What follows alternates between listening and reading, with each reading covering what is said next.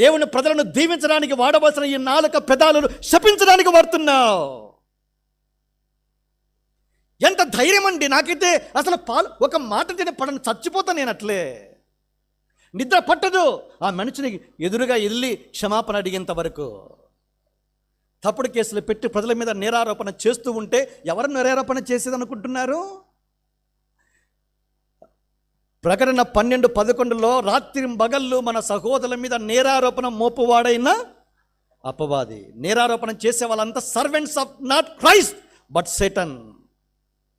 అపవాది పరిచారకులుగా, సేవకులుగా, పనివారుగా చలమనవుతూ ఉన్నారు. జాగ్రత్త. సంఘాల్లో కూడా ఉన్నారు. ఎవరు వీళ్ళు? వెలుగుదూత వేషము, నీతి పరిచారకుల వేషం ధరించుకున్నారు. ప్రజలను, సంఘాలను నాశనం చేయడానికి పని కట్టుకొని ప్రయత్నం చేస్తున్నారు. తస్మాత్ జాగ్రత్త. దేవునికి ఇంటిని పాడు చేసే ఏ మనిషిని వదిలిపెట్టాడు, వాడు పాడైపోతాడని 1 కొరింథీ 3వ అధ్యాయంలో తీర్పు